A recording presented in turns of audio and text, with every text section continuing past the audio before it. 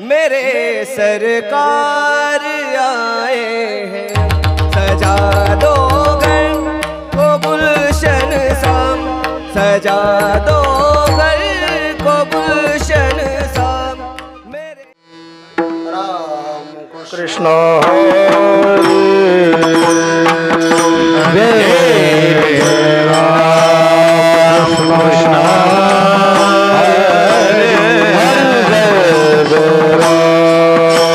कृष्ण हरे हरे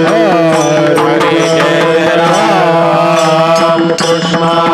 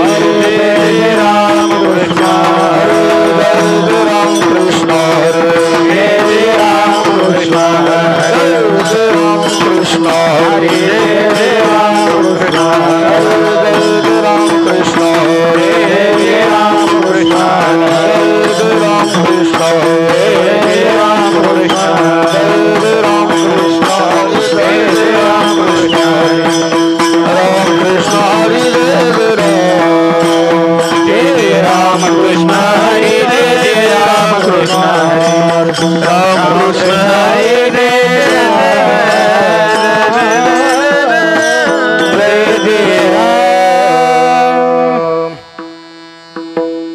देव वसे चित्ते देव वसे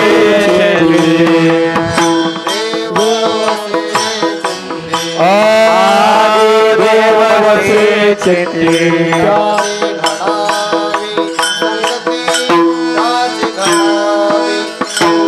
त्याची घडावी संगती त्याची घडावी संगती त्याची घडावी संगती त्याची घडावी संगती देव वसे चित्ते देव वसे चित्ते हरे देव वसे चित्ते देव वसे चित्ते त्याची घडावी संगती त्याची घडावी संगती त्याची घडावी संगती त्याची घडावी संगती त्याची घडावी संगती त्याची घडावी संगती ऐसे आवडते म्हणा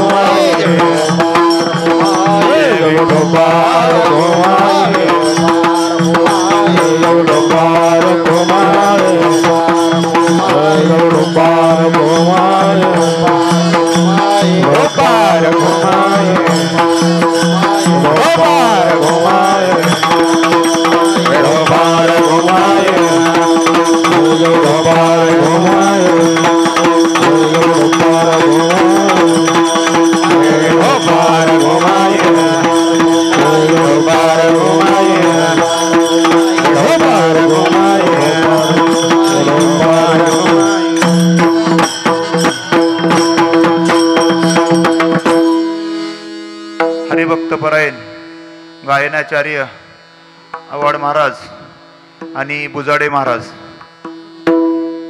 अरे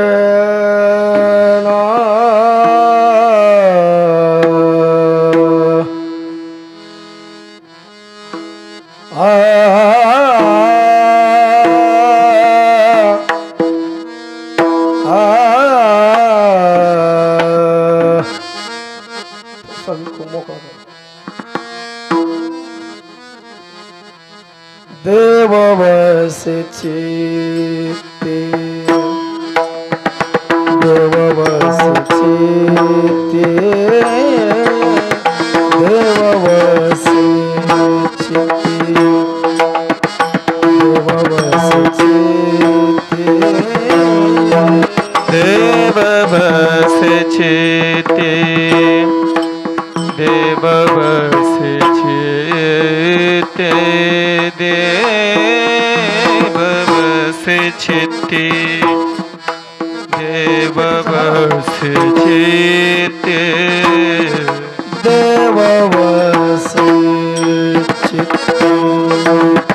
देव वसे चित्ते देव वसे चित्ते देव वसे चित्ते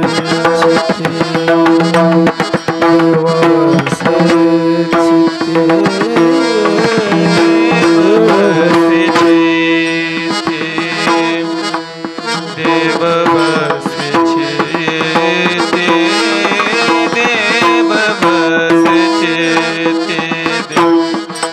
देव वसे चित्ते त्याची घडावे संगती त्याची घडावे घडावे संगती त्याची घडावे त्याची घडावे त्याची घडावी संगत त्याची त्याची घडावी घडावी त्याची घडावी संगती त्याची घडावी त्याची घडावी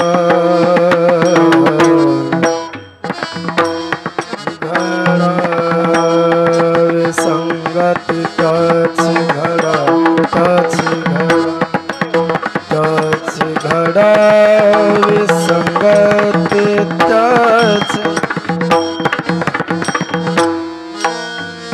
त्याची घडावी संगती त्याची घडावी त्याची घडावी त्याची घडावी संगती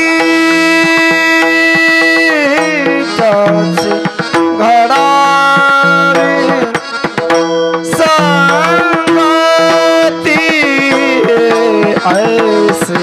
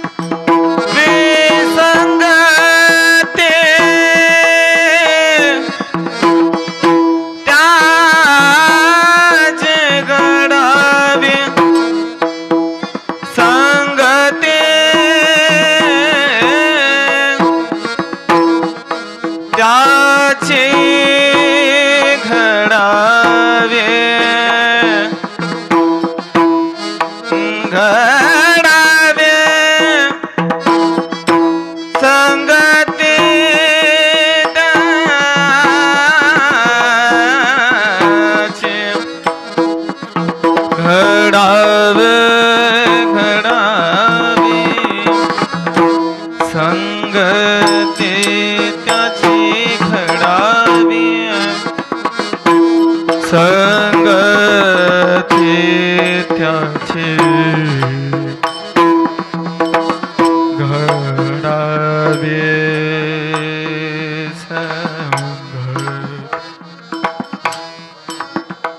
घडावे संगती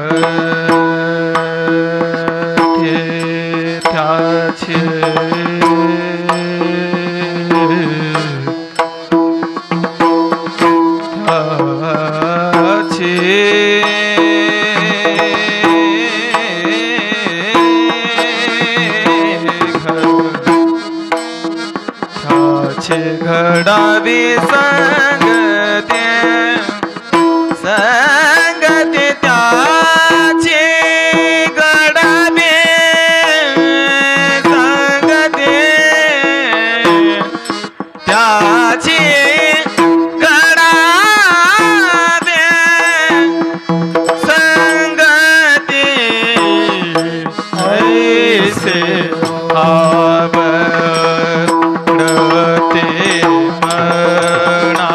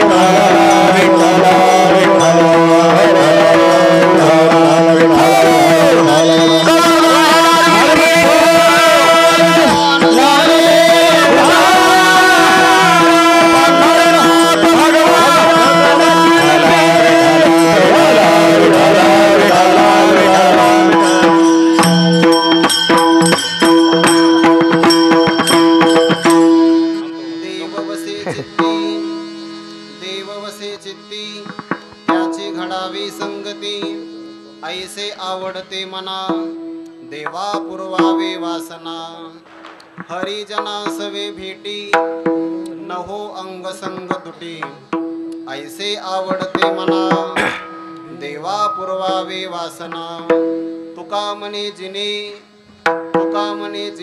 भले संत संगष्टने ऐसे आवडते मना देवा पुरवावे वासना महायोग पीठे तटे भीमरथ्यां वरं पुण्डरीकायं दातुं मुनीन्द्रैः समागत्य तिष्ठन्तमानन्दकन्दं परब्रह्मलिङ्गं भजे पाण्डुरङ्गं पाण्डुरङ्गा करू प्रथम रमणा पांडुरंगा करू प्रथम करू प्रथम पांडुरंगा करू प्रथम दुसरी चरणा संताची दुसरे चरण गंगाया दुसरे चरण गंगाया पंचकृपादाने कथित विस्तार कृपादाने कथित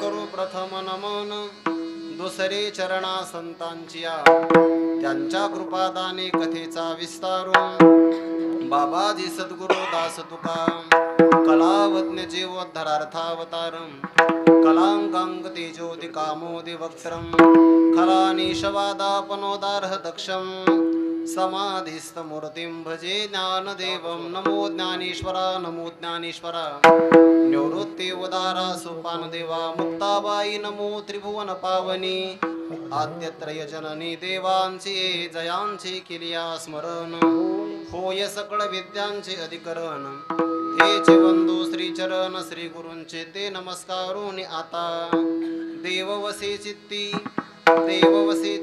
त्याची संगती ऐसे आवडते मना देवा पुरवावी वासना प्रस्तुत प्राप्त प्रसंगी कैवल्य साम्राज्य चक्रवर्ती विश्वमौली ज्ञानोबा राय शांती ब्रह्मसंत श्री एकनाथ महाराज वैराग्य रागरसिक जगदवंदे जगद्गुरु श्री संत तुकोबाराय आदी करून या विश्वातील ज्ञात अज्ञात दृश्य दृश्य कोटीतील सकल संत महापुरुषांच्या कृपाशीर्वादाने अर्ध्या तपाची वाटचाल यशस्वी संपन्नतेने वाटचाल करत असताना हा भव्य दिव्य स्वरूपाचा उत्सव, या उत्सवातील आज जागराची अर्थात उपांत्य दिवसाची कीर्तन सेवा महत्भाग्याने माझ्यासारख्या एका वारकरी विद्यार्थ्याला प्राप्त झाली. प्रथमतः हे माझं परमभाग्य आहे. या धर्म मंडपामध्ये उपस्थित आपणा सर्वांच्या अंतकरणामध्ये विराजमान सर्व व्यापक परमात्म्याच्या सेवेकरिता म्हणून घेतलेला अभंग वारेकरी संप्रदाय रूपी मंदिराच्या कलशस्थानी विराजित वैराग्य रागरसिक जगदवंदे जगद्गुरु श्री संत तुकोबाराय यांच्या गाथेतील विनवनी पर एक प्रकरण आहे.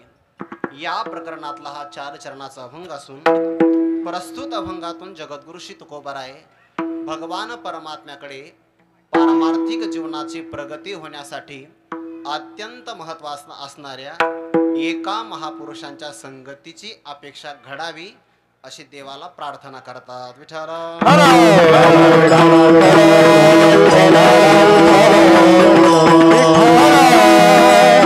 या अभंगावर काहीस विवेचन करण्यापूर्वी 1-2 शब्दाचा परिहार देणं महत्वाचं आहे. ज्या परिसरात हा कार्यक्रम घडतो आहे त्या सगळ्या परिसरात जेवढे घरं आहेत त्या सगळ्या घराला वारकरी संप्रदायाची कुल परंपरा माहिती आहे, म्हणूनच त्याला घरकुल म्हणतात.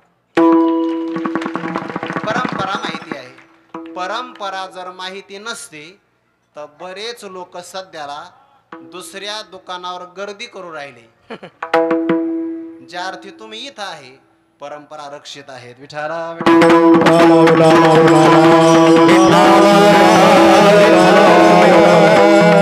मंडळाचं नाव सुद्धा बोर्ड आहे. श्री संत ज्ञानराज ज्ञानोबा तुकाराम महाराज भजनी मंडळ अशा नावाचा हा उल्लेख आहे. वारकरी संप्रदायाचे एक विशेष आहे. आपण देवता पाहत असताना 3 देवता पाहतो. ब्रह्मदेव जगाची उत्पत्ती करतात, भगवान विष्णू पालन करतात आणि भगवान शिवशंकर संहार करतात. संहार करताना परमात्मा नृत्य करतात आणि परमात्मा डमरू वाजवतो. बरं, पण एखादा महादेव जर संप्रदायात आला तो मृदंग वाजवतो आणि त्यातलाच एखादा महादेव वारकरी संप्रदायात आला तर चाली म्हणतो. विठाला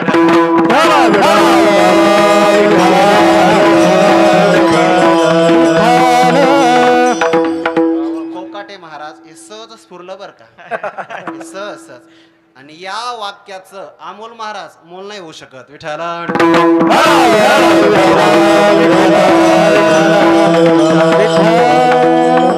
कोणत्याही धर्माची परंपरा संरक्षित रूपाने जर प्रवाहित व्हायचे असेल तर त्या धर्माचे उत्सव आनंदाने साजरे झाले पाहिजे. त्यामुळे एखाद्या व्यक्तीला जर असं वाटत असेल की महाराज आपल्याला नूतन वर्षाच्या शुभेच्छा देतील तर गुढी पाडव्याला मिळतील, आज नाही.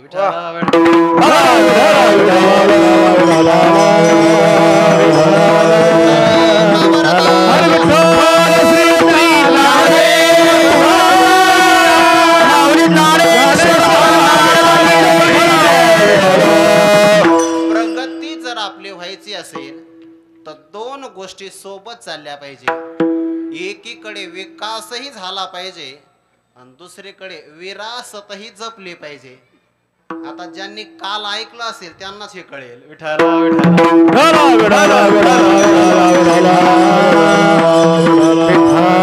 आपण महानगरात राहतो आहे, हा आपला विकास आहे, पण आपण कार्यक्रमाचं आयोजन करतात ही आपली विरासत आहे.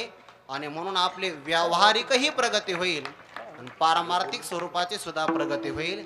आनंद या गोष्टीचा वाटतो आहे. इथं बरीच लहान मुलं कीर्तनात आली आहे. बरं, मोठ्या प्रमाणात लहान मुलं कीर्तनात आली आणि आणत चला, झोपली तरी चालते.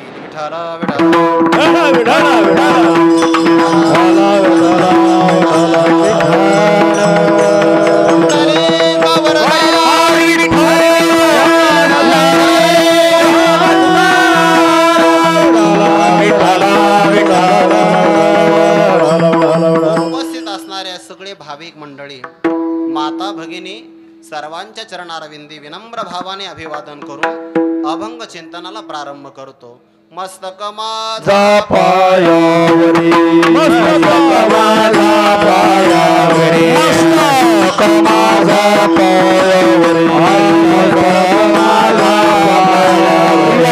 यावर करी संतांच्या, यावर करी संतांच्या, यावर करी संतांच्या, यावर करी संतांच्या, वार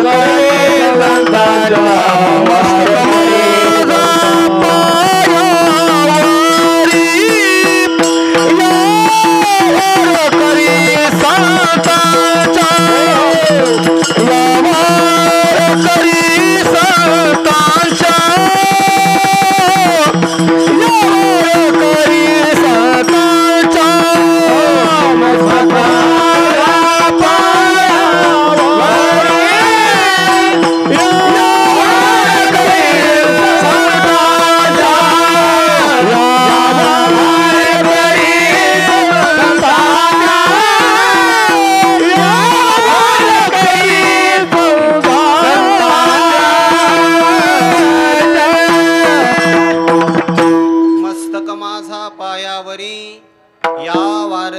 संतांच्या सर्वांच्या चरणारविंदी बाकीची गडबड करू नका. विनम्र भावाने अभिवादन करून अभंग चिंतनाला प्रारंभ करूया. तुम्ही इकडे लक्ष द्या, लक्ष इकडे द्या तुम्ही. विठाला विठाला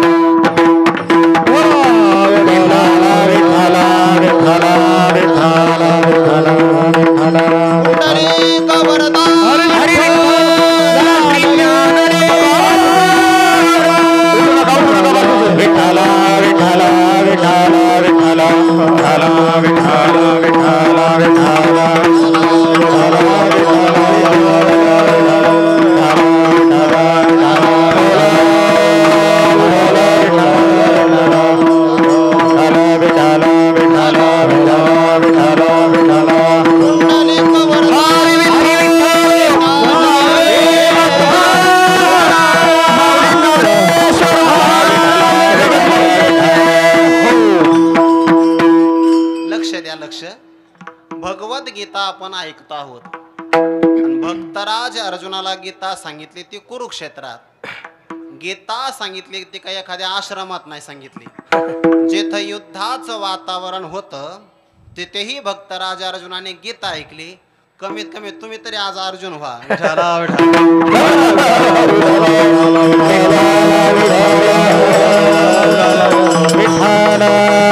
सामान्य घटना जर आपल्याला विचलित करत असेल तर पारमार्थिक परिपक्वता आपल्याकडे आली नाही असा त्याचा आदर्श आहे. विठ्ठला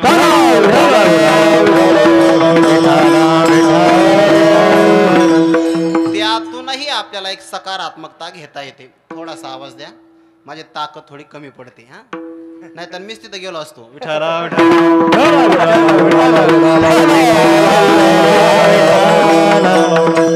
एखादी आई आपल्या बालकाला स्नान घालते, सुंदर अशा प्रकारचे अलंकार परिधान करविते आणि सगळं झाल्यानंतर त्या मुलाच्या गालावर काजळाचा काळा टिपका देते. का? त्या मुलाला नजर लागू नये म्हणून. सगळी सुंदरता आहे पण कार्यक्रमाला नजर लागू नये म्हणून थोडासा प्रकार. विठ्ठला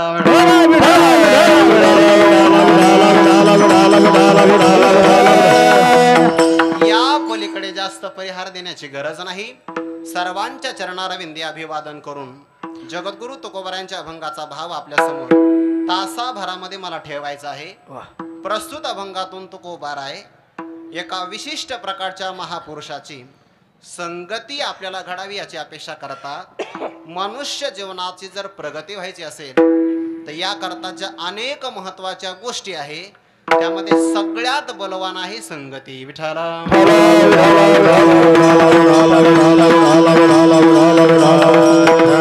आपल्या मनावर अनेक घटना असतात. त्यापैकी आपल्या मनात बदल होतो तो संगतीमुळे. दुसरा बदल होतो एखाद्या भूमीत गेल्यानंतर आणि तिसरा बदल होतो आहारामुळे. मनुष्याचा जर आहार बदलला त्याचे विचार बदलायला वेळ लागत नाही. थोडा माफी मागून सांगतो, आपण हिंदू आहोत. आपल्या प्रत्येकाच्या अंगामध्ये ऋषी मुनींचं रक्त खेळत आहे. ऋषी मुनींना संतांना मान्य असणारा फक्त आहार स्वीकारा. कोणताही रोग तुम्हाला होणार नाही. तथाकथित वैद्यकीय क्षेत्रातल्या लोकांचं काही ऐकू नका. तुम्हाला जिवंत राहण्यासाठी एखाद्या प्राण्याला जर मरावं लागत असेल तर तुमच्या जगण्याचा धिक्कार आहे. विठाला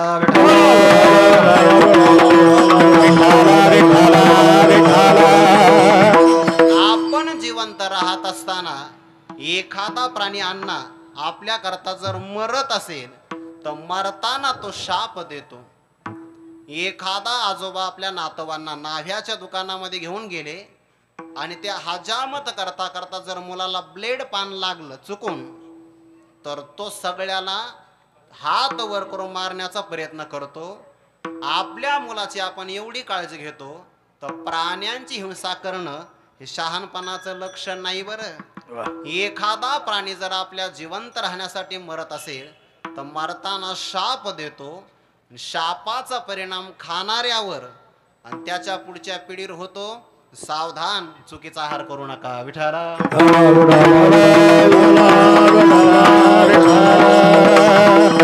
आहाराचा परिणाम फार मोठ्या प्रमाणात होतो.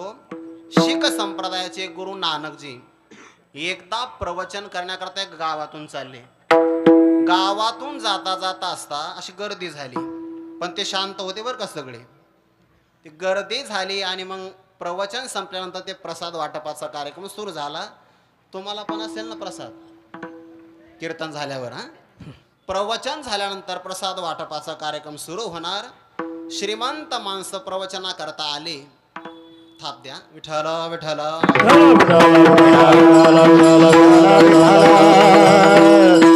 श्रीमंत माणसाने येता येता मिठाई आणली आणि एका कष्टकऱ्या शेतकऱ्याने शिळ्या भाकरी आणून नानकांच्या समोर ठेवल्या.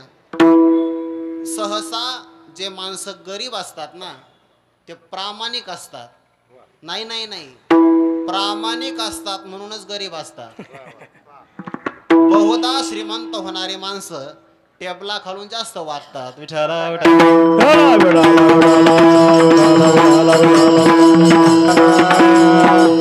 गरीब असणाऱ्या शेतकऱ्याने शिळ्या भाकरी आणल्या. नानकाने त्या आनंदाने स्वीकार केल्या. त्याच्या भाकरी आनंदाने खातात. श्रीमंताला दुःख झालं.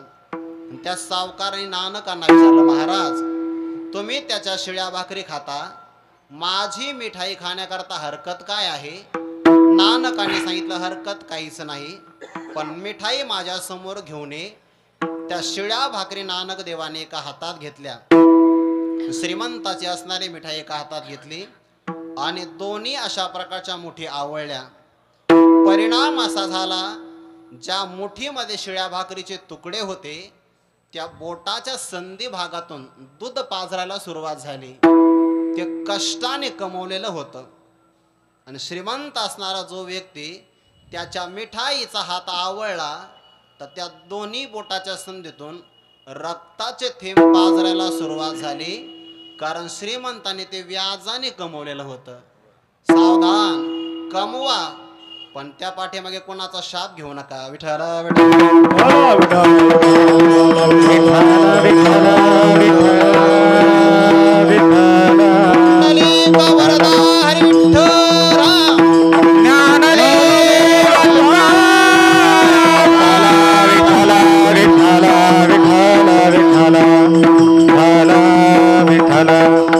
इकडे इकडे बघा, इकडे तो आहाराचा परिणाम आहे. नेमकं मी ते असे उदाहरण समोर काय येतात. शाळेत एक प्रकार असतो प्रॅक्टिकल आणि थिअरी. थिअरी मी सांगितली, प्रॅक्टिकल तुम्ही पाहिलं. विठाला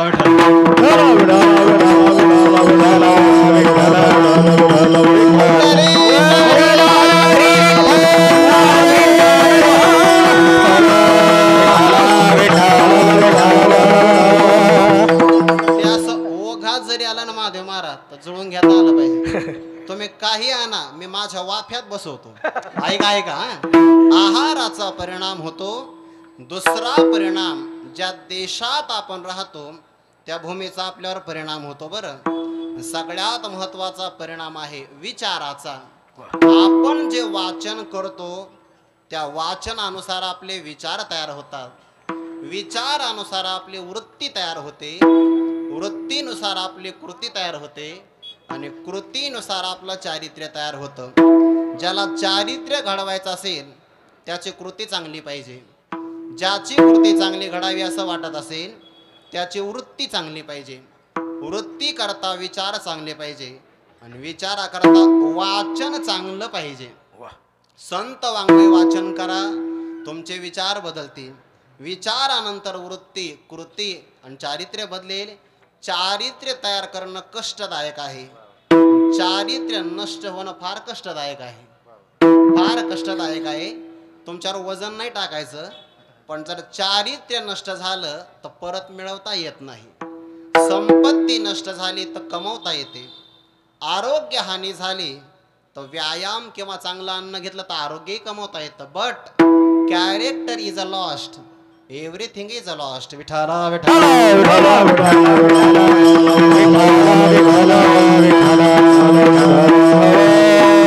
चारित्र्य जर घडवायचं असेल तर आपली मुलं कुणाच्या संगतीत राहतात चांगलं बघत चला.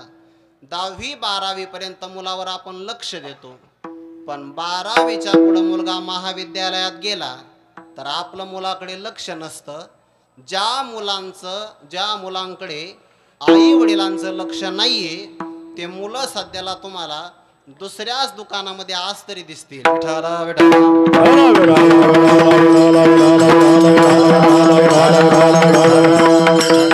आहार बदलला तर मनुष्याचे विचार बदलतात, देश बदलला, प्रांत बदलला तर विचार बदलतात, व्यक्तीचा सहवास बदलला तरी सुद्धा विचार संगतीचा परिणाम जडावर सुद्धा होतो. बरं, चेतनावर होईल यात नवल नाही.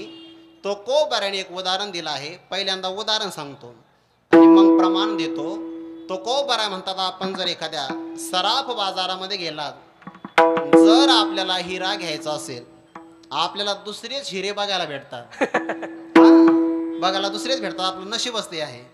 पण जर तुम्हाला मौल्यवान हिरा घ्यायचा असेल तर हिरा विकत आणायचा, आणल्यानंतर लोहाराच्या ऐरणीवर ठेवायचा. ऐरणी दोघाची आहे, एक सोनाराची आहे आणि एक लोहाराची आहे, केले जातात. लोहाराच्या ऐरणीवर हिरा ठेवायचा, त्याच्याकडे घन असतो, तो मला तर काही उचलणार नाही. त्याला उचलण्याकरता महादेव महाराज सारखे माणसं पाहिजे, वजनदार. असा घन आपण घ्यायचा, ऐरणीवर ठेवलेला जो हिरा आहे त्याच्यावर घनाचा घाव घालायचा. परिणाम काय तुकोबारा सांगतात, हिरा ठेवी तायरणी, हिरा ठेवी तायरणी,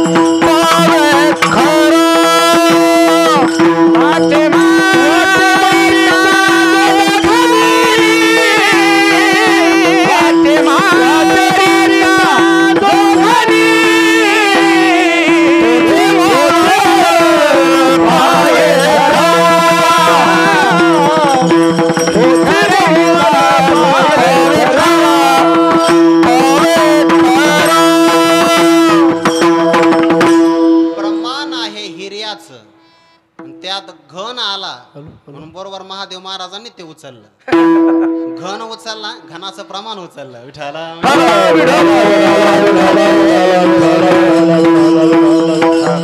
लोहाराच्या ऐरणीवर जर आपण हिरा ठेवला त्यावर घनाचा घाव घातला तर 3 परिणाम होतात. एक परिणाम, हिरा ऐरणीमध्ये रुतून बसतो, वरती असणाऱ्या घनात शिरतो, नाहीतर दोघाच्याही तावडीतून सटकून निघून जातो. असा हिरा जर ढेकणाच्या संगतीत आला किती कठीण आहे. ढेकणाच्या संगे हिरात भंगला तू संगे नाडीला साधू तैसा तू संगे नाडीला साधू तैसा ढेकणाच्या संगे हिरात भंगला तू संगे नाडीला साधू तैसा तू संगे नाडीला साधू तैसा. असा कठीण असणारा हिरा जर तो ढेकणाच्या संगतीत आला तर परिणाम होतो. ढेकणाच्या संगे हिरा जो भंगला, ज्याच्यावर घनाचाही परिणाम झाला नाही, फक्त संगतीत आला की तुकडे होतात. एवढी संगती महत्वाची आहे. तसे आपल्या जीवनाचे तुकडे होऊ नये याकरता ढेकणाच्या संगतीत राहू नका. मग कुणाच्या तरी चांगल्या पुरुषाची आपल्याला संगती घडावी. तुकोबराने विचारलं महाराज किंवा देवाने विचारलं, तुम्हाला संगती घडावी असं वाटतं आहे, पण कुणाची संगती घडावी.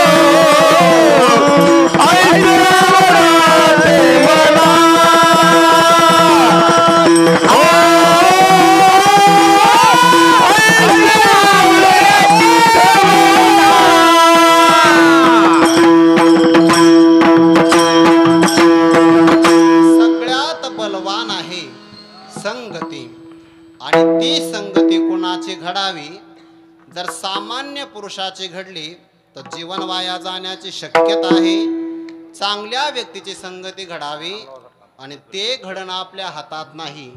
म्हणून तुकोबारा देवाकडे अपेक्षा करतात. मी प्रश्न विचारला होता कुणाची, उत्तर आहे देववसे चित्ती त्याची स्वल्पविरा. इथे उत्तर आहे. त्यामुळे मी काही प्रश्नपत्रिका फोडणार नाही.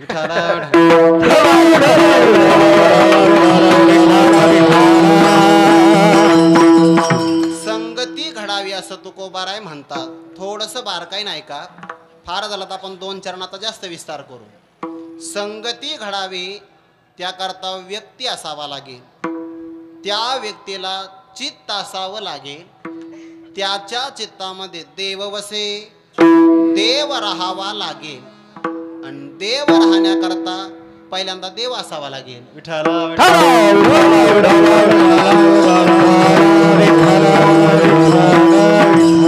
म्हणजे या अभंगातली ही अपेक्षा पूर्ण करायची असेल तर यातला सगळ्यात महत्वाचा भाग आहे देवावर. देव असेल तर चित्तात राहील, चित्तात राहिला तर असा व्यक्ती सापडेल, आणि असा व्यक्ती सापडला तर संगती घडेल. या उलट देव नसेल तर चित्तात राहणार नाही, चित्तात राहिला नाही तर व्यक्ती सापडणार नाही, आणि व्यक्ती सापडला नाही तर संगती होणार नाही. अर्थात तुकोबारायांची अपेक्षा अशक्य कोटीत जमा होईल, पण तसं होणं शक्य नाही.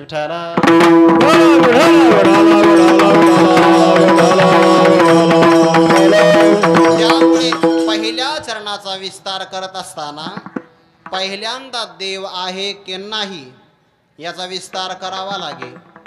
जर देव असेल तर या सगळ्या अभंगाचा विचार स्पष्ट होईल, नाहीतर होणार नाही. आता तथाकथित असणारे बुद्धिवादी ते म्हणतात आमचं म्हणणं देवच नाही का, त्यांचं म्हणणं फक्त एवढं आहे दिसत नाही म्हणून. पण बऱ्याच गोष्टी अशा आहेत ज्या दिसत नसल्या तरी मानाव्या लागतात.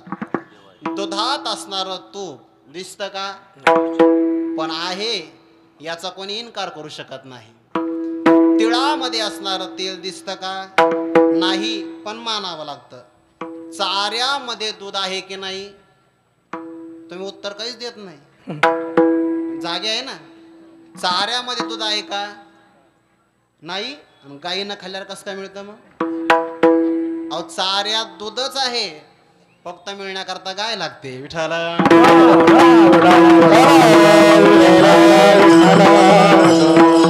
दुधामध्ये तूप आहेच, पण मिळविण्याकरता विरजण लावावं लागतं. तिळामध्ये तेल आहेच, पण त्याकरता ते घाण्यात टाकावं लागतं. तसा जगात देव आहेच, पण चित्त शुद्ध करावं लागतं. विठाला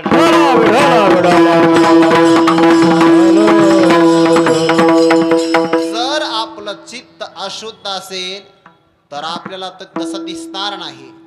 दुर्योधनाच्या समोर परमात्मा साक्षात विराजमान आहे, पण तरी सुद्धा त्याला मात्र दिसले नाही का. मोघाशा मोघ कर्मानु मोघ ज्ञाना विचेतसः राक्षसी मासुरीं चैव प्रकृतिं मोहिनीं श्रिताः अवजानन्ति मां मूढा मानुषीं तनुमाश्रितं परं भावमजानन्तो मम भूतमहेश्वरं. ज्यांची नजर मानवाची आहे त्यांना देव पाहता येत नाही. पाहण्याकरता तशी सूक्ष्मता असावी लागते. जगात देव आहेच, थोडासा आपण त्याकरता इंग्रजी भाषेत लॉजिक म्हणतात त्याला, थोडासा तर्क देतो म्हणजे लक्षात येईल. आता महादेव महाराज मला शब्द वापरण्याची इच्छा नाही, पण मग आता या लोकांनी आपल्याला अडाणी म्हणू नये म्हणून मांडावे लागतात.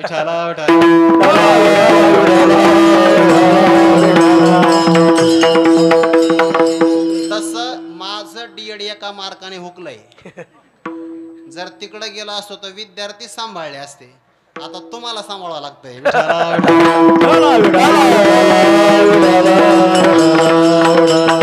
देव आहे की नाही थोडासा अनुमान प्रमाणाने बघू. आपल्या सभोवती अनेक इमारती आहे की नाही. आपण शहरात राहतो, इमारतीमध्ये पाणी खेळवलं जातं बघा. आपण जर नळ चालू केला तर आपल्याला पाणी मिळतं. आपण घरात गेलो तर आपल्याला नळ जोडणी दिसत नाही. घराच्या बाहेरही आपण आलो तरी आपल्याला पाईपलाईन मोठ्या प्रमाणात दिसत नाही. पण जर आपण पाणी नळ चालू केला तर पाणी आपल्याला प्राप्त होतं. ज्या अर्थी आपल्याला पाणी मिळतं याचा अर्थ त्या इमारतीमध्ये ते नळ जोडणी करणारा कोणीतरी कारागीर, ज्याला आपण प्लंबर म्हणतो, तो मानावा लागतो की नाही. कारण त्याच्याशिवाय इमारतीमध्ये कोणत्याही प्रकारची नळ जोडणी करता येत नाही. सामान्य इमारत सोडून द्या, आपली ही इमारत पहा. देह नावाची आपली इमारत आहे की नाही. नखापासून तर मस्तकापर्यंत आपल्या शरीरामध्ये रक्तवाहिन्या आहेत, बरोबर आहे की नाही? त्या रक्तवाहिन्यामध्ये रक्त प्रवाहित केलं जातं. आपण घेतलेला श्वास प्राणवायू सगळ्या अवयवाला पुरवठा केला जातो. ज्याने या रक्तवाहिन्या किंवा रसवाहिन्या धमन्या तयार केल्या असेल, आणि त्या कुठं तयार होतात? तो गर्भ आईच्या उदरात असतानाच अगोदरच ते तयार केलं जातं. असा जो निर्माता आहे त्याला आम्ही देव म्हणतो. विठाला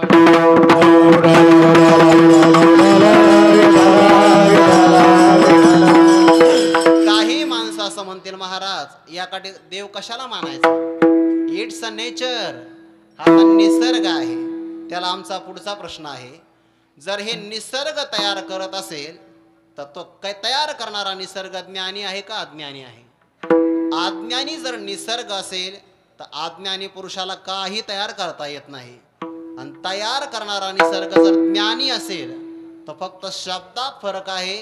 तुम्ही त्याला ज्ञान संपन्न निसर्ग म्हणा, आम्ही त्याला देव म्हणतो. विठाला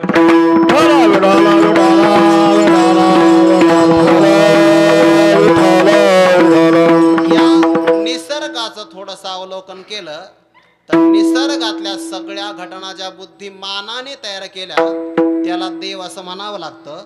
आपल्या बुद्धीची क्षमता तिथं बंद पडते. बरं, सामान्य आपण डाळिंबाचं जरी फळ पाहिलं, डाळिंबाचं फळ, तर त्या डाळिंबाच्या फळामध्ये फ्लॅट संस्कृती आहे. डाळिंब जर आपण फोडलं तर त्याच्यामध्ये विभाग आहे बघा, पापुद्रे असतात आतमध्ये, आणि तेही पुन्हा एकावर एक रचना मोती ठेवावे असे डाळिंबाच्या बिया रचलेल्या असतात. ज्याने हे तयार केलं त्यालाच आम्ही देव म्हणतो. विठाला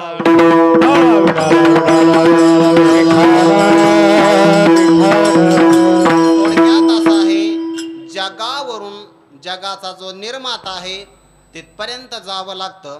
आणि त्या निर्मात्याला संत वाङ्मयामध्ये किंवा शास्त्रामध्ये देव अशा प्रकारची संकल्पना आहे. त्या देवामध्ये प्रामुख्याने 3 प्रकार. निर्गुण निराकार आहे त्याला परब्रह्म म्हणतात, जो सगुण निराकार आहे त्याला ईश्वर म्हणतात, आणि जो सगुण साकार आहे त्याला अवताराधिक रामकृष्णाधिक म्हणतात. आपलं भाग्य फार मोठं आहे. आपण त्या कालावधीमध्ये जगतो आहे की ज्या कालामध्ये प्रभू रामचंद्रांचं भव्य मंदिर आपल्या या डोळ्यांना पाहायला मिळणार आहे.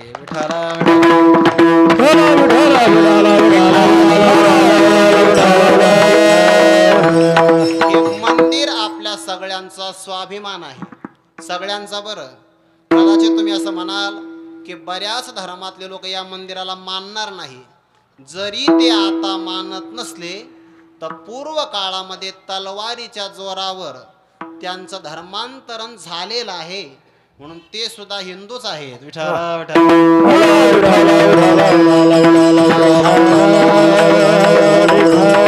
आणि म्हणून संक्रांतीपासून तर 22 तारखेपर्यंत आपल्या प्रत्येक घरी दिवाळी झाली पाहिजे.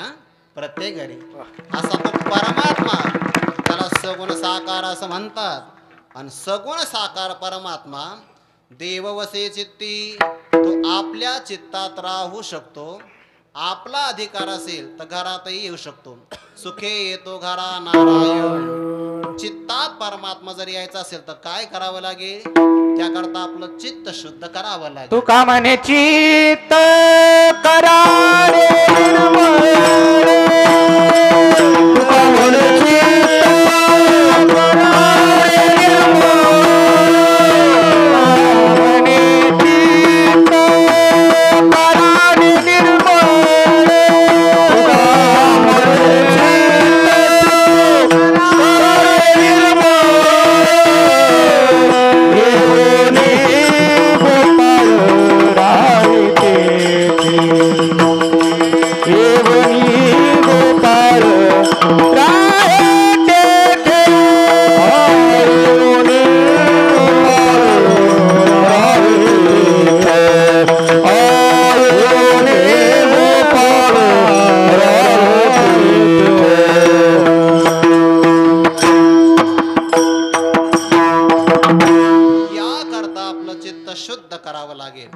तुका म्हणे चित्त करावे निर्मळ येवोनी गोपाळ राहे तेथे.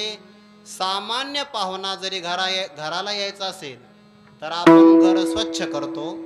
परमात्मा जर आपल्या घरात यायचा असेल तर त्याला चित्त नावाचं घर शुद्ध करावं लागतं. विठ्ठल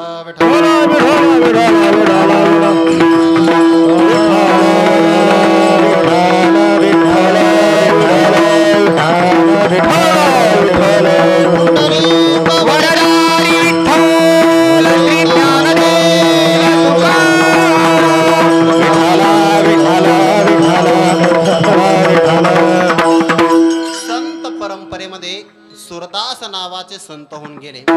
बारकाई नाही का? बिल्व मंगळ हे त्यांचं पूर्व जीवनातलं नाव आहे. भगवत प्राप्ती करावी पण पत्नीच्या विषयी मनामध्ये आकर्षण निर्माण झालं. आपली पत्नी आपल्याला न सांगता माहेरी निघून गेली. ते सुद्धा आपल्या सासरी गेले.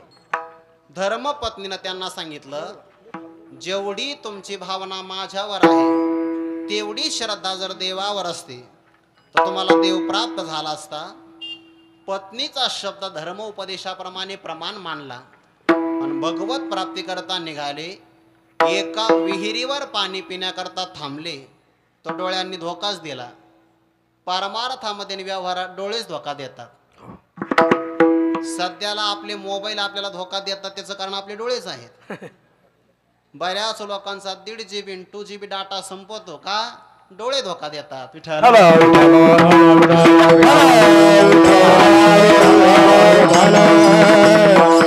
परमात्मा प्राप्ती करता निघाले पण डोळ्यांनी धोका दिला. डोळेच नष्ट केले. नाव पडलं सुरदास आणि भगवंताच्या दर्शनाकरता निघाले. ज्ञानोबा म्हणतात, रोषे निघाले अवचटे पडिले द्वारकेचे वाटे ते शिने परी सुनाटे न वचती पदे. एखादा मनुष्य रागा रागाने द्वारकेच्या रस्त्याला लागला तर त्याचे पाय थकतात पण वाया जात नाही का? मार्ग त्याचा योग्य आहे. तसे बिल्व मंगळ भगवंताच्या दर्शनाकरता निघाले. 3 दिवसाचा प्रवास आणि आंधळी झालेले आहेत. गावातून अरण्यातून पठारावर गेले डोंगराच्या. 2-3 पावलं टाकणार तर दरीत कोसळू शकतात. भगवंताच्या लक्षात आलं, त्याला नाही दिसत पण आपल्याला तर दिसतंय की नाही? त्याला नाही दिसत पण आपल्याला दिसतंय आणि आपल्याला सगळीकडे दिसतंय. देवाचं असं आहे, देवाला पाहण्याकरता CCTV लागावा लागत नाही. त्याचा कॅमेरा सगळीकडे आहे. सांगू का तुम्हाला, मोबाईल मध्ये सिम कार्ड असतं की नाही, तसा देव आपल्या हृदयात आहे म्हणून त्याला सगळं कळतं. लबाडी करायची नाही. विठ्ठल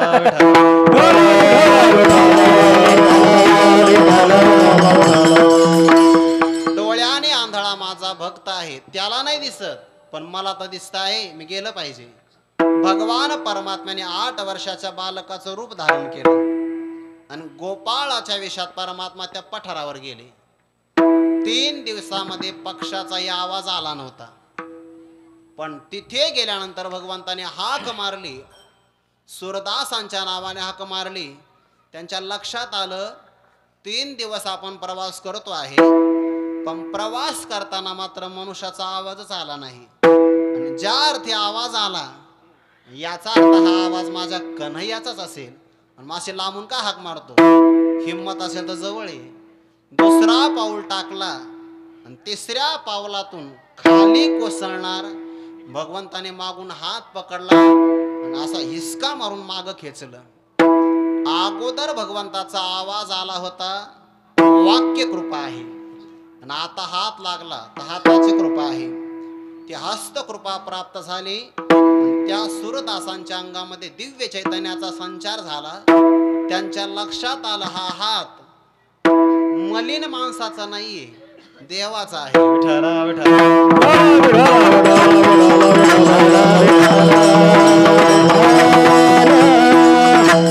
माझ्या प्रभूचा हात आहे. आणि आंधळे माणसं हुशार असतात, ते आपला हात दुसऱ्याच्या हातात देत नाही, दुसऱ्याचा हात आपल्या हातात घेतात. तुम्ही एका आंधळ्याला रस्त्याच्या पलीकडे लावून बघा म्हणजे कळत. तसं सुरदासाने देवाचा हात पकडला. भगवंताने सांगितलं, योग्यांच्या तावडीत मी सापडलो नाही, तो माझा हात पकडला भगवान होते 8 वर्षाचे, लहान दिसाला आहे पण ताकद महान आहे.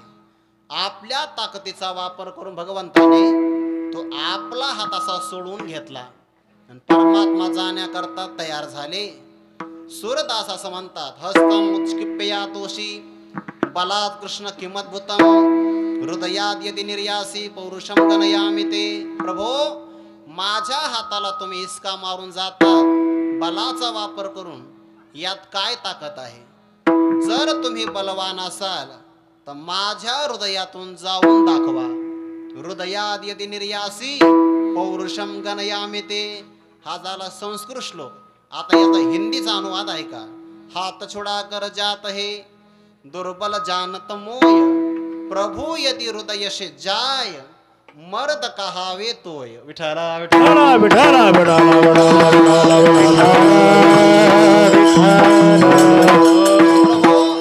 जायचं असेल तर माझ्या हृदयातून जाऊन दाखवा. भगवान प्रसन्न झाले. दिसायला आंधळा आहे पण बोलायला हुशार आहे. प्रसन्न झाले. बरेच माणसं बोलायला हुशार असतात. विठला विठला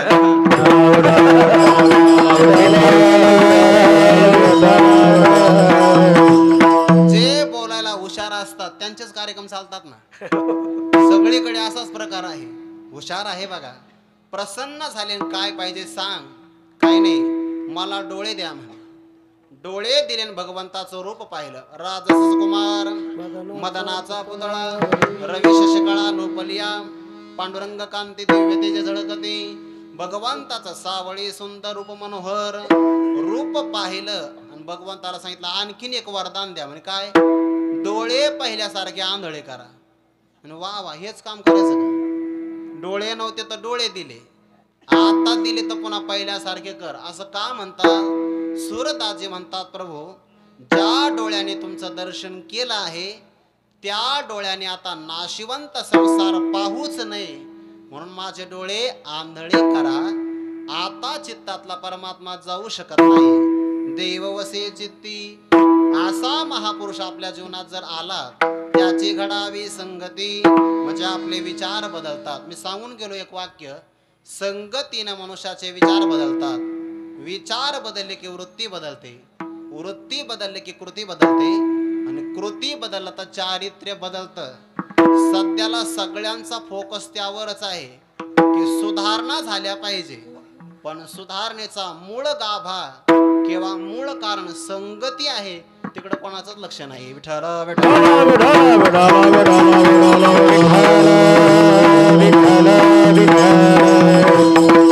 सगळ्या योजना ज्या येतात त्या वरवरच येतात, मुळातून मात्र कोणी शिक्षणाकडे लक्ष देत नाही. आहार फार महत्वाचा आहे. बरं, शाळेत सुद्धा आहार चांगला मिळाला पाहिजे. काहीतरी पत्रक वाचले बघा, चुकीचा आहार देण्याच्या तयारीत शासन आहे म्हणतात. युक्त आहार विहार, युक्त आहार विहार, युक्त आहार विहार, युक्त आहार इंद्रियासी सार, इंद्रियासी सार, इंद्रियासी सार,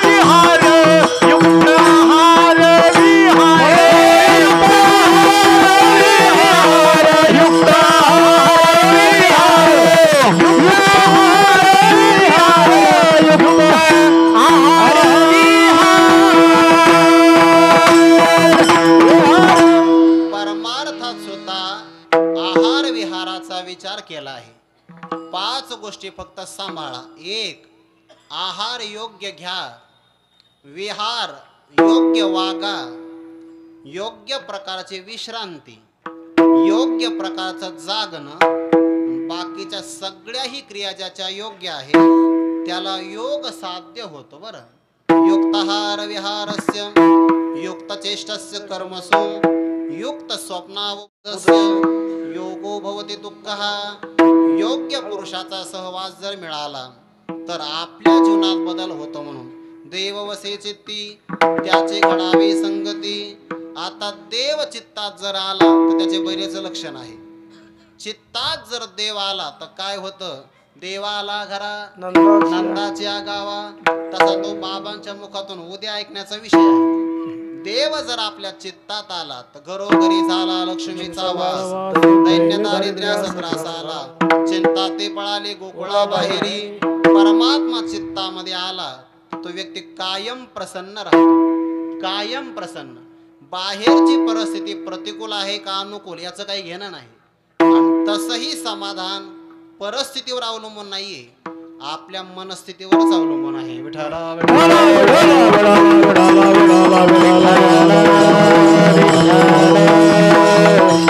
त्याची घडावी संगती. पण महाराज त्याचीच संगती का घडावी?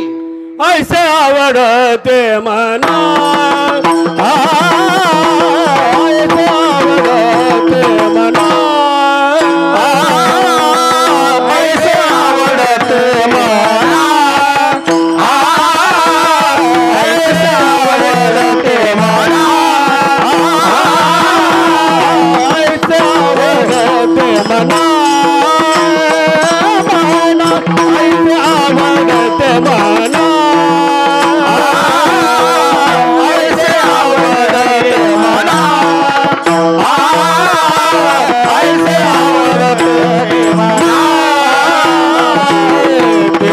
पुरवावे वासना, देवा पुरवावे वासना, देवा पुरवावे वासना. ऐसे आवडते मला, ऐसे आवडते मला.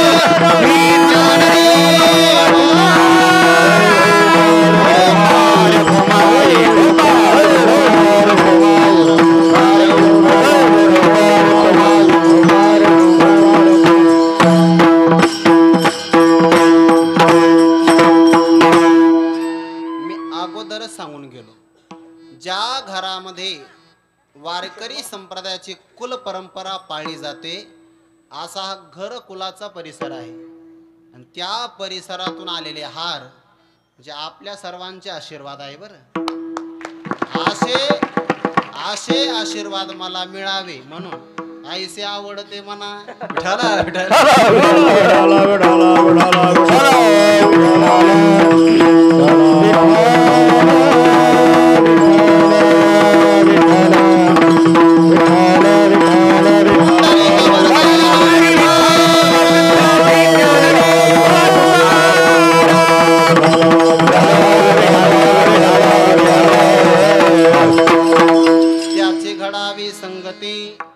ऐसे आवडते म्हणा देवा आम्हाला असं आवडतं म्हणून पुरवावी वासना आमची अपेक्षा आपण पूर्ण करावी.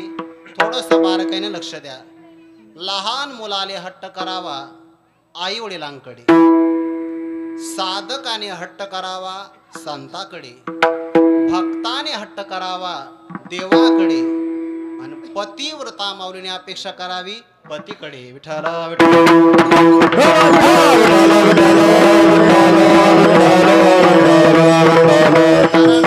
मुलाचे तहान आईच भागवू शकते, वासराची भूक गाईच भागवू शकते. तसं भक्ताची अपेक्षा असेल तर देवा पुरवावी वासना आपण आमची अपेक्षा प्रगट करावी पूर्ण करावी.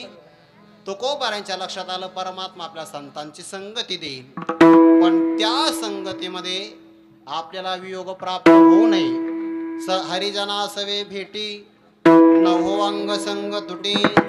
जगातल्या प्रत्येक घटनेचा एक नियम आहे बरं. ज्यांचा संयोग झाला त्यांचा कधी ना कधी वियोग ठरलेला आहे. नदीच्या प्रवाहामध्ये लाकडं एकत्र मिळतात, बऱ्याच काळापर्यंत ते एकत्र चालतात. एखादा पाषाण जर आला भोवरा आला की त्यामध्ये आदळल्यानंतर सगळे लाकडं आपापल्या मार्गाने निघून जातात. जगातल्या प्रत्येक व्यक्तीचं असंच आहे. आपण सगळे आपल्या प्रारब्धाने एकत्र येतो. दररोज आपण 7 ते 9 एकत्र येत होतो. 9 वाजता आपला वियोग होता. आता आज आपण 8 वाजता एकत्र आलो, अजून 10 मिनिटं बाकी आहे. संयोग झाला की त्याचा वियोग ठरलेलाच आहे. विठाला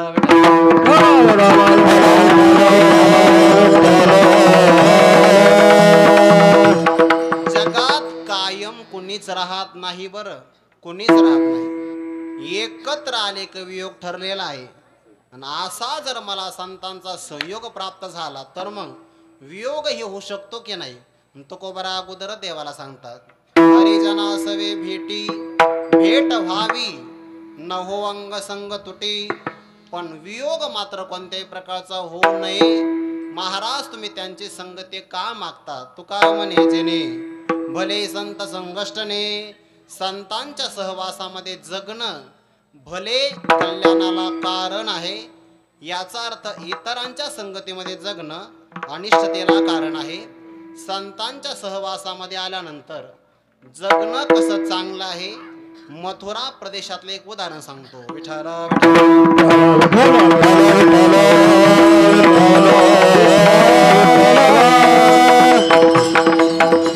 मथुरा प्रांतामध्ये एक रसिक मुरार नावाचे संत होऊन गेले. भक्त विजय नावाचा आपण ग्रंथ वाचला की त्यामध्ये आपल्याला लक्षात येईल. त्या रसिक मुरारांचा नियम असा होता की ते यमुना मैयाचं स्नान करायचे, भगवान श्रीकृष्णाचं तुलसी अर्चन करून पूजन करायचे आणि आश्रमात आलेल्या सगळ्या संतांना जेवू घालायचे. पण जेवू घालण्याच्या अगोदर एक नियम होता. सगळ्या संतांचं ते चरण प्रक्षालन करायचे. चरण तीर्थ आपल्या हातात घेतलं की मग सगळ्यांना जेवू घालायचे. एकदा त्यांना देवपूजा करण्याकरता उशीर लागला. त्यांनी शिष्याला सांगितलं की आज एवढं चरण तीर्थ किंवा प्रक्षालन करण्याची सेवा तू कर. योगायोग असा झाला की अनेक संत आले होते. त्या संतांना असं क्रमाने बसवलं. एका संतांचे पाय फुटले होते. पायात कोड झाल्यामुळे रक्त आणि पू वाहत होतं. त्याच्यावर माशा घोंगत होत्या. त्या शिष्याने बाकी सगळ्यांचं चरण तीर्थ घेतलं पण जो मनुष्य कोड फुटलेला होता त्याला टाळलं. आपल्या भाषेमध्ये त्याला डिलीट केलं आणि पुढे मात्र ते गेले उपेक्षा करून चरण तीर्थ रसिक मोरारांच्या हवाली केलं.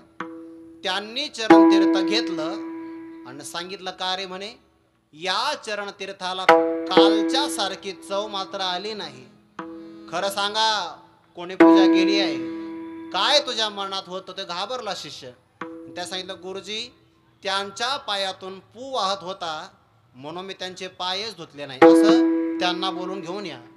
स्वतः रसिक मुराराने त्यांचे पाय धुतले आणि संतांच्या चरणतीर्थाचा रस जाणल्यामुळे त्यांचं नावच पडलं रसिक मुरार स्वामी. विठ्ठल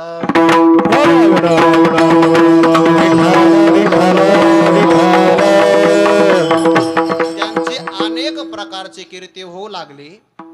एकदा असं झालं की त्यांच्या असणाऱ्या गुरूंना पूजा करता करता एका राजाने जमीन दिली. जमिनीवर उत्पन्न मिळावं पूजा करावी. त्या राज्यात नंतर कालांतराने चुकीचा अधिकारी आला आणि त्या अधिकाऱ्याने रसिक मोरारांच्या गुरूंची जमीन हिसकावून घेतली. आता काय करावं? गुरूंनी रसिक मोरारांच्या नावे पत्र पाठवलं. सांगितलं बाळा, पूजे करता मिळालेली जमीन चुकीचा अधिकारी आल्यामुळे तो हिसकावून घेतोय, तू लवकरात लवकर ये. जेवण करत असेल तर हात धुण्या करताच माझ्या घरी. नेमकं पत्र मिळालं, रसिक मुरार भोजनच करत होते. निरोप होता जेवण करता करता ये. तशा अवस्थेमध्ये ते उठले आणि घरी आले गुरूंकडे. गुरूंनी पाहिलं म्हणे ओठाला तर भातच लागलेला आहे आणि हात काही धुतलाच नाही. गुरु तुमचीच आज्ञा आहे म्हणे की जेवता जेवता ये. जेवता जेवताच आलो म्हणे. काय काम आहे? काही नाही म्हणे, आपली जमीन सोडून आणायची. रसिक मुरार आपल्या शिष्यांना सोबत घेऊन गेले तर चुकीचा अधिकारी त्याने हत्तीला दारू पाजली. अगोदरच हत्ती मत्त झालेला आणि त्याने मद्यप्राशन केलं. आज बरेच हत्ती मत्त होणार आहे. विठ्ठला विठ्ठला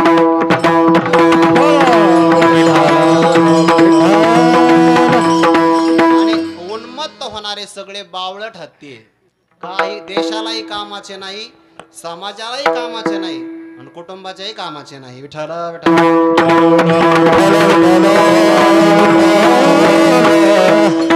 चारित्र्यहीन आणि व्यसनी व्यक्ती काहीच कार्य करू शकत नाही.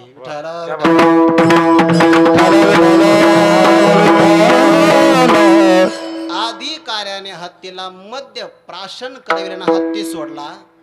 हत्ती आपल्या अंगावर चालत येतो आहे.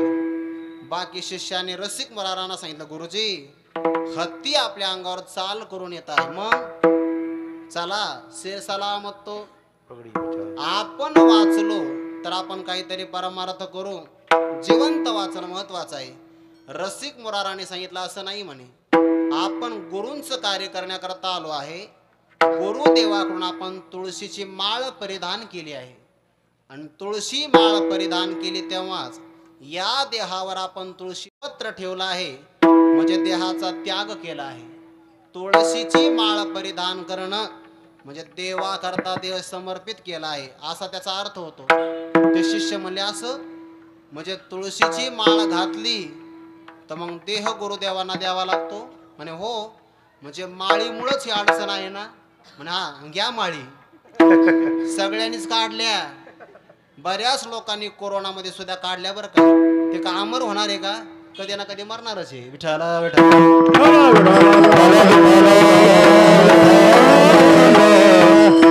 रसिक मुरारांनी सगळ्या माळी घेतल्या आणि हत्तीच्या गळ्यात घातल्या. हत्तीचा स्पर्श झाला, एकमेकाचा स्पर्श. देव वसे चित्ती त्याची घडावी संगती. हत्तीच्या देहात असणारा जीव त्याला मिळाली रसिक मुरारांची संगती. त्याला सांगितलं आजपासून तो माळकरी आहे. माळकरी असल्यामुळे चुकीचं खायचं नाही, चुकीचं प्यायचं नाही. नाहीतर म्हणशील मग एक दिवस काय हरकत आहे, माळकऱ्याला चालत नाहीये. विठ्ठला विठ्ठला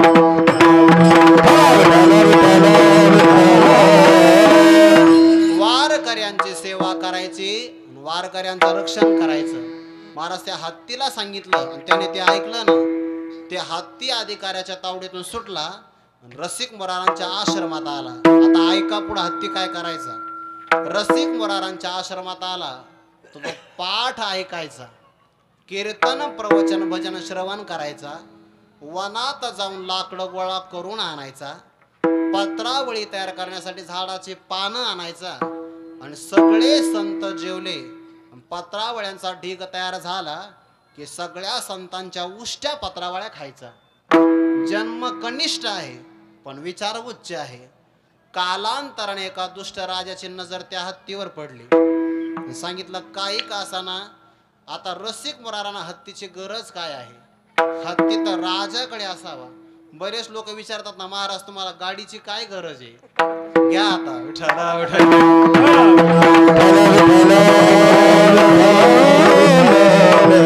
तुमच्या आश्रमात हत्तीची गरज काय आहे? हत्ती आम्हाला द्या.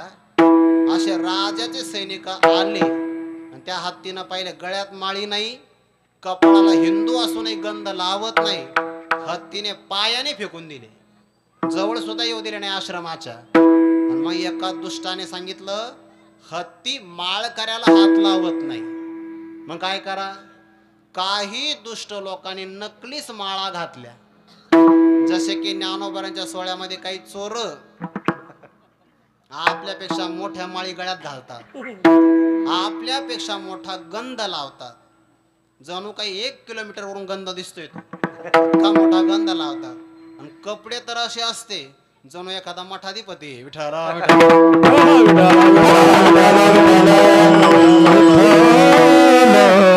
दुष्ट असणारे माणसं वारकऱ्यांच्या वेशात आले. त्या हत्तीच्याही लक्षात आलं की अरे हे आपल्याला पकडण्याकरताच आले आहे, पण काय करावं? गळ्यात माळ आहे म्हणून यांना हात लावता येत नाही. दुष्ट लोकांनी त्याला वनात पकडलं आणि वनातून त्या हत्तीला ते घेऊन गेले. हत्तीच्या डोळ्यातून अश्रुधारा प्रवाहित होऊ लागल्या.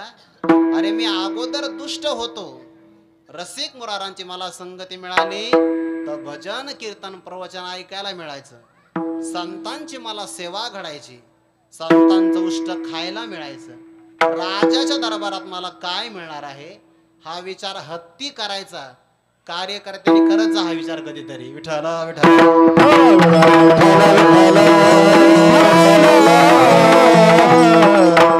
सप्ताहाच्या मंडपातल्या सतरंजा उचललेल्या चांगल्या. पुढचं नाही बोलत आता मी, विचार केला पाहिजे आपल्याला मिळतं काय आहे म्हणून. त्याने सांगितलं राजाच्या दरबारात जाऊन काय करणार आहे? 7 दिवसापर्यंत त्याने काहीच खाल्लं नाही. मग त्याला तहान लागले म्हणून ते सैनिक त्याला गंगेच्या प्रवाहामध्ये पाणी पिण्याकरता घेऊन गेले.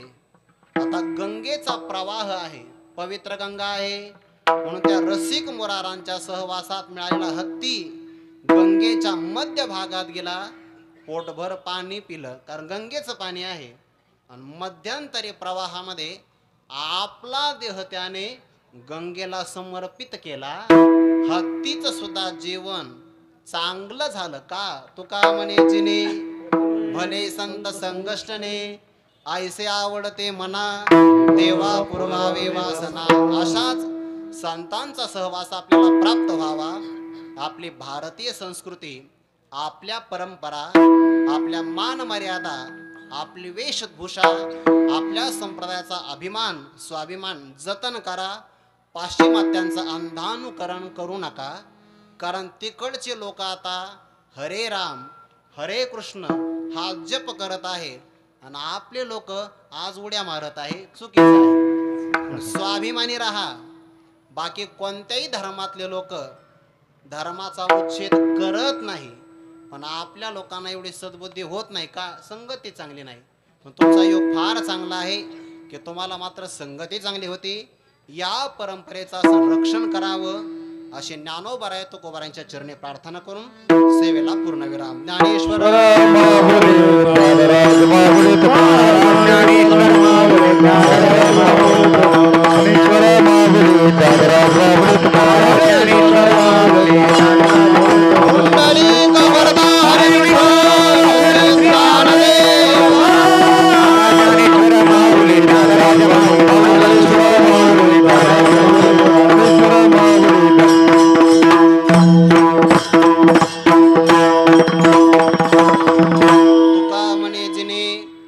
संत संगष्टने, ऐसे आवडते मना देवा पुरवावे वासना. यथामती यथावकाश जगद्गुरु तुकोबारायांच्या अभंगाचा विचार आपल्यासमोर मांडलेला आहे.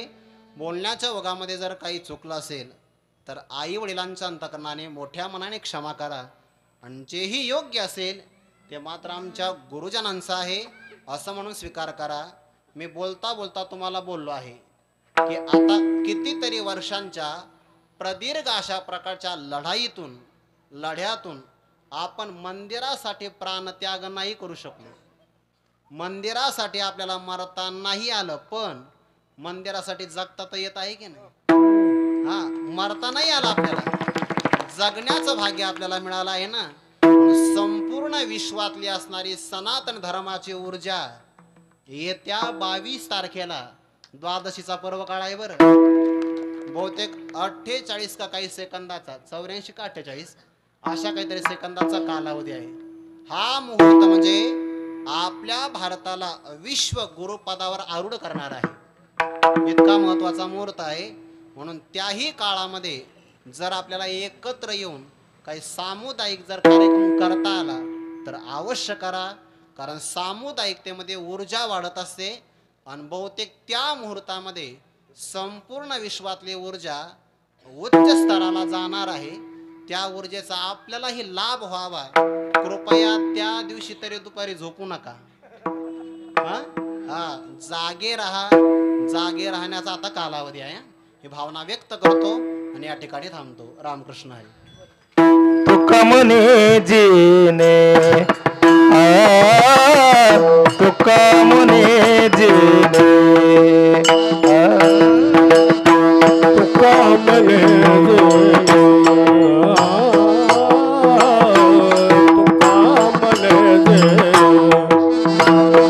भले संत संगष्टने भले संत संगष्टने ऐसे आवडते मला आवडते मला भले संत संगष्टने भले संत संगष्टने ऐसे आवडते मला ऐसे आवडते मला देवा पुरवावी वसला देवा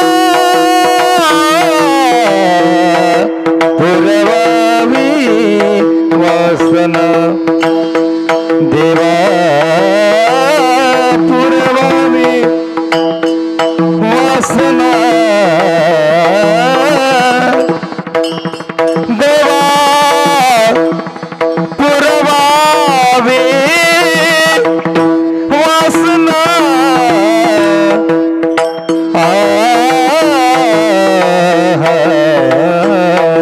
देवा देवा पुरवावी वासना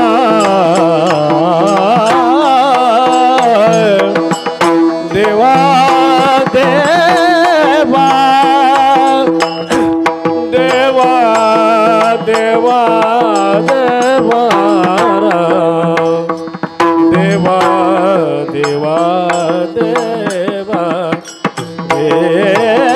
देवा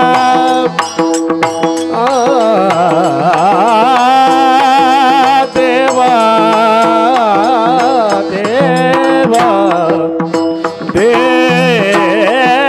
देवा देवा देवा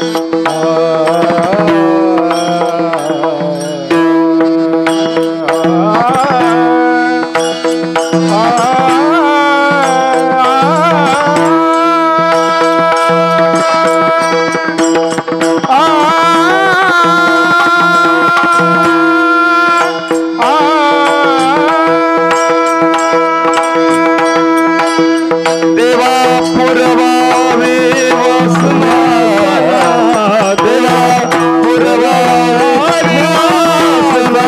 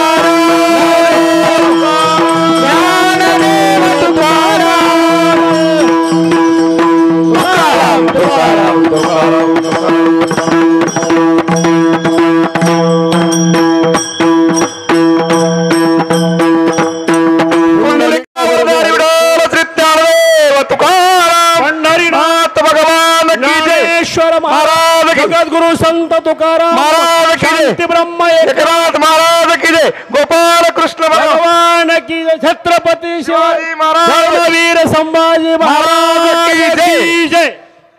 रामकृष्ण हरी. आज अतिशय सुंदर इथे कीर्तनाचं निरूपण झालंय. रामकृष्ण कोणीही बसू, कोणी महाराजांचा सत्कार झाल्याशिवाय कोणी उठू नये जाग्यावरून. तुमच्या पायाला हात लावून विनंती आहे तुम्हाला, कोणीही महाराजांचा सत्कार झाल्याशिवाय जागेवरून उठू नये. आज हरिभक्तपरायण श्री ज्ञानेश्वर माहुली महाराज कुराडे यांचं अतिशय सुंदर कीर्तनाचं निरूपण झालेलं आहे. आज आपल्या श्री संत ज्ञानोबा तुकाराम भजनी मंडळामध्ये साक्षात माऊलीचंच दर्शन झालं असं आपण म्हणूया. रामकृष्ण. आज त्यांचा महाराजांचा सत्कार करण्यासाठी मी निलेशदादा नेवाडे यांचं भरपूर आम्हाला श्री संत ज्ञानोबा तुकाराम भजनी मंडळाला खूप साथ आहे. मी निलेशदादा नेवाडे यांना विनंती करतो की त्यांनी महाराजांचा सत्कार करावा. आपल्या श्री संत ज्ञानोबा तुकाराम भजनी मंडळाचे खूप खूप म्हणजे हाकेला धावून येणारे असे आमचे निलेशदादा आणि खरं तर म्हणजे मंडळाचे आमचे भरभक्कम असे आधारस्तंभ आहेत. त्यांनी खूप भरभरून आपल्याला इथे सहकार्य केलेले. टाळ्या वाजवा. कुंडली कवरदा हरिविठ्ठल श्री ज्ञानदेव तुकाराम. दुसरा सत्कार श्री हरिभक्तपरायण राजू महाराज ढोरे, संचालक जगद्गुरु संत तुकाराम महाराज संतपीठ यांचा सत्कार करण्यासाठी मी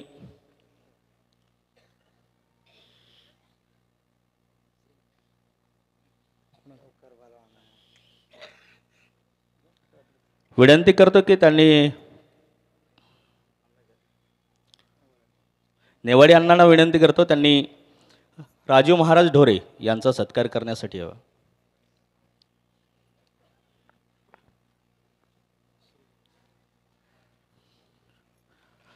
तिसरा सत्कार आज जे मृदंगमणी आहे त्यांचे गुरुवर्य रत्नाकर महाराज गिरी यांचा सत्कार करण्यासाठी मी आमचे ज्येष्ठ मार्गदर्शक हरिभक्तपरायण दुर्वास यादव यांना विनंती करतो की त्यांनी रत्नाकर गिरी महाराजांचा सत्कार करावा.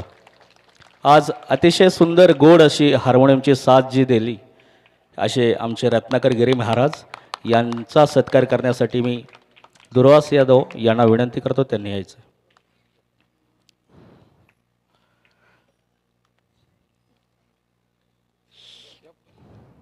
तसेच आज या कार्यक्रमासाठी उपस्थित असलेले हरिभक्तपरायण स्वराज महाराज धमाले यांचा सत्कार करण्यासाठी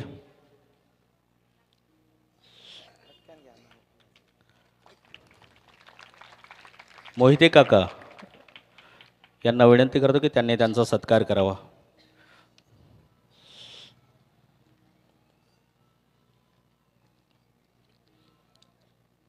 तसेच महादू अण्णा नेवाळे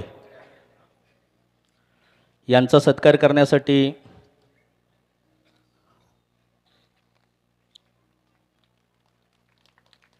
आमच्या ते मावशी खाली मंडळाचे कार्याध्यक्ष विष्णुपंत जगताप यांना विनंती करतो की त्यांनी महादू अण्णा नेवाळे यांचा सत्कार करावा. तसंच हरिभक्तपरायण माऊली महाराज आढाव आज अतिशय सुंदर अशी गायनाचार्य म्हणून त्यांनी आज या धर्ममंडपाला त्यांनी रंगत आणली. असे माऊली आढाव महाराज यांचा सत्कार करण्यासाठी मी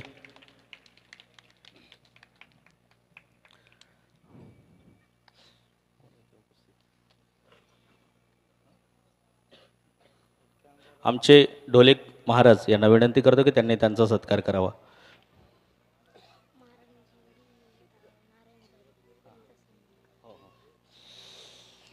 तसेच सतीश महाराज भुजाडे यांचा सत्कार करण्यासाठी आमच्या मंडळाचे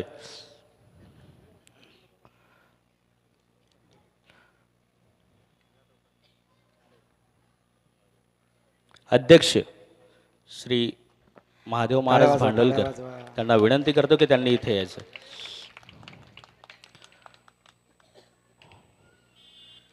तसेच आज 7 दिवस ज्याने व्यासपीठ चालवलं त्यांचे वडील इथे उपस्थित आहे.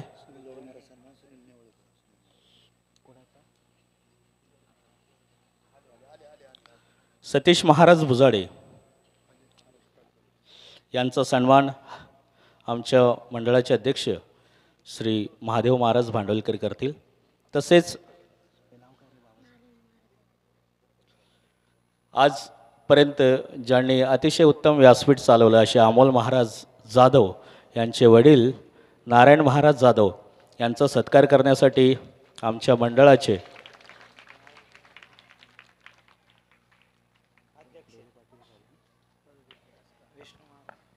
रासकर महाराजांना विनंती की त्यांनी त्यांचा सत्कार करावा. हे होते आजचे संपूर्ण सत्कार. कोणाचा सत्कार चुकीने राहिला असेल तर क्षमा असावी. आजची पंगत दुपारची जी होती ती पांडुरंग राजेगावे यांचा सत्कार करण्यासाठी मी पांडुरंग भाऊ राजेगावे कोणीही उठू नये. उद्याच्या कार्यक्रमाची रूपरेषा उद्या काल्याचं कीर्तन आहे. उद्याचं काल्याचं कीर्तन असल्या कारणाने सर्वांनी एक मिनिट बसा ना. ए मावशी खुर्ची आणू का?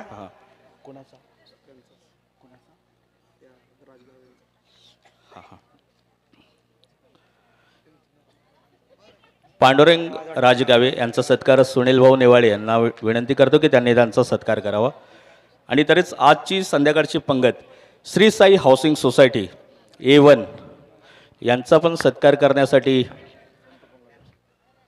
आजची जी संत पंगत त्यांनी केलेली आहे झालाय आपला कार्यक्रम. यांचा सत्कार करण्यासाठी उद्याची सूचना द्यायची आहे. महत्त्वाची सूचना आहे. कोणीही जाऊ नये विनंती आहे. श्री साई हाऊसिंग सोसायटी यांचा सत्कार करण्यासाठी आमचे मंडळाचे पदाधिकारी कोणी असेल त्यांनी सत्कार स्वामी महाराजांना विनंती आहे त्यांनी सत्कार करावा. उद्या 1/1/2024 म्हणजे 23व्या सालातनं 24व्या सालामध्ये पदार्पण. उद्या कालाचे कीर्तन आहे म्हणजे आपल्या ज्ञानेश्वरी पारायणाची सांगता 10 ते 12. उद्या कीर्तन आहे हरिभक्तपरायण श्री पांडुरंग महाराज गुले. सर्वांना विनंती आहे की उद्या काल्याच्या कीर्तनासाठी येताना सर्वांनी हा उद्या काला असल्या कारणाने सर्वांनी काल्यासाठी दही म्हणजे हे काल्याचा जो प्रसाद आहे दही लाह्या सर्वजणांनी आणायचंय. आणि मूळ म्हणजे सूचना अशी आहे का की आपलं नवीन वर्ष हे उद्या सुरुवात होत नाहीये. हा गोड गैरसमज सगळ्यांच्या डोक्यातून काढा. ज्या नवीन वर्षाला निसर्गाने हे साथ दिलेली आहे, गुढीपाडव्याला आमच्या सर्व